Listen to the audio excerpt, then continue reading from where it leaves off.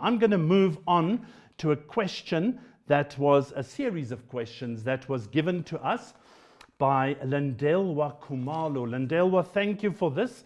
I'm going to use 3 of the 6 questions you submitted to explain to you guys how to find the limit of something.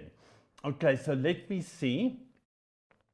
Let me just go back here and give us some more space on our page, and then we're going to move to the notion of a limit. Okay, now the first question that we have here from Lindelwa says, find the limit when h, my handwriting is bad. Find the limit when h approaches 2 of 2h plus 4. Now, like for the previous question, there was no problem with us making h 0. In this case, there's also no problem for us to make h 2. There's no fraction where the denominator is going to become 0. And number 2, there's also no square roots or roots here, square roots, yes, where if we substitute the 2 in, we'll end up with a negative number underneath. So this is literally just finding the y value of a point. Why am I saying this? Look at this. This here is a linear function. There's nothing wrong, or there's no tricks in finding x and y values on linear functions, if you think of this as a linear function. So all I'm going to do, I'm going to drop the limit notation at this point, and I'm going to go twice something plus 4. And that something is the h. The h is supposed to become a 2, so I get 4 plus 4. And that gives me a result of 8. So that takes care of the very first question. That was an easier one for us to look at. Now let's look at another one. The limit when x approaches 0. Now folks, while I'm putting this on the screen, please, you have to pay very careful attention to the notation. The moment you substitute whatever the limit tells you to substitute, you drop the limit. You don't drop it before. If you're going to write your equals and then continue to do the answer, be careful. You're going to lose marks for notation. You only drop the limit notation once you do the substitution.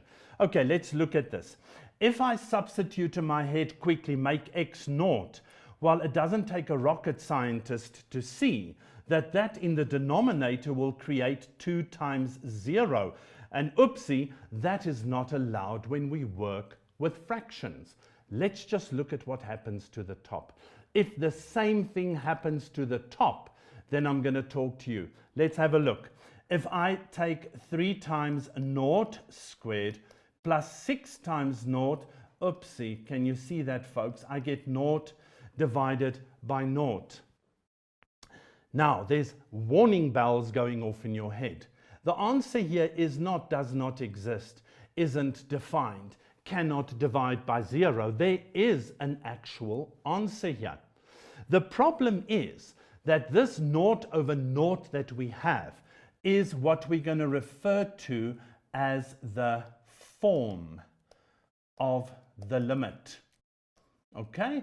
If the limit is of that form, there's 2 ways that you can proceed with the question. Okay? That limit that has a form of 0 over 0 means there is something in the top that is also present, identical in the bottom of that fraction, that's causing the 0. And in this case, it's x. So let's see. If we proceed and we say, okay, let's fiddle a little bit with that fraction, and let's see if we can remove, well, we can remove 3x here, it's common. Then we have a x plus 2 left. In the denominator, we'll have a 2x. And look at this. As we suspected, there's the little devil. I always say to my students, this is the devil in the detail. What is in the top is also in the bottom, and it's hiding there for you to find it, to get rid of it so you can proceed with this limit.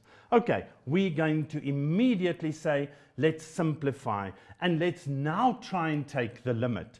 If I now continue, I'm going to continue with the limit when x approaches naught of 3 times x plus 2 over 2. And look at this beauty. If I now go and I make my x 0 in here, if the moment I make that x 0, I can drop the notation, folks. I get 3 times 0 plus 2, which is 2, divided by 2.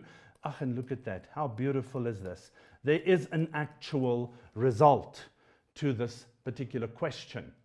Okay, so folks, if you see the form 0 over 0, immediately in your head, the process of factorization must ring a bell. Okay, because there's something in the top that's also present in the bottom that's causing this 0 over 0. I'm going to look at one last question before we take a short break. And this, it's the same, it's still a question that we have from Lindelwa, and the question is as follows. Okay, the question says, find the limit as x, now look at how nasty this becomes, approaches 3 over 2 of 2x squared minus x minus 3 divided by 2x minus 3. Now, folks, I'm going to let you in on a secret. There was a man with the name of Hopital who looked into this notion of 0 over 0 limits and derived a rule that is as follows. You can see what's on the screen. On the screen we have a fraction that we have to put into another fraction.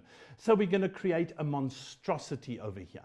Let's just see if this is indeed 0 over 0. On a piece of paper, we quickly make x equal to 0, to 3 over 2. So we have twice 3 over 2 squared minus 3 over 2 minus 3 divided by 2 times 3 over 2 minus 3. Well, in the denominator we have a 0.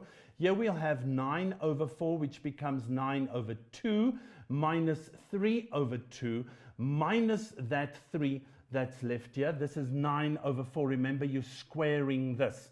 So if you apply your, don't have space there, so let's go here.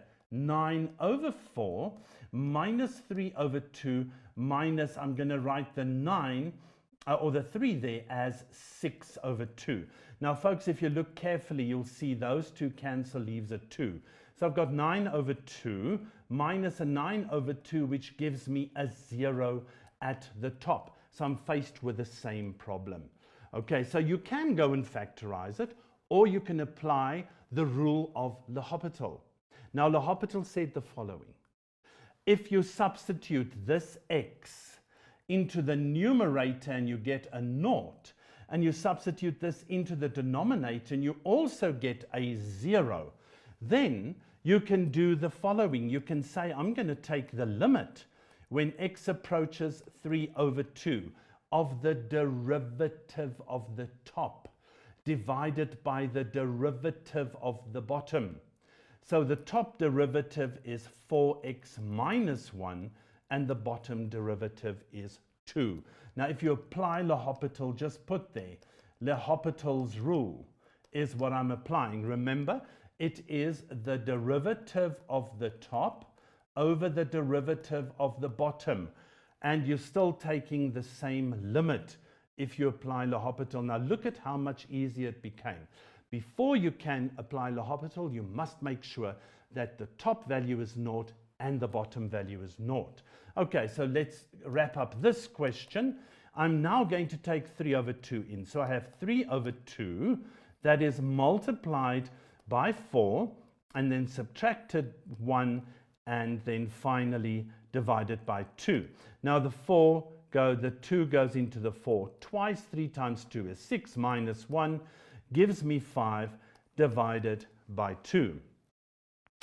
Okay, I hope that helps you to think about your limits, folks. Remember, if the limit is of the form 0 over 0, in your head immediately there's something at the top that's also in the bottom that's interfering with your radar here. You cannot have that because the denominator is going to become 0. So you either factorize the top, factorize the bottom to look for that little thing that's causing the problem.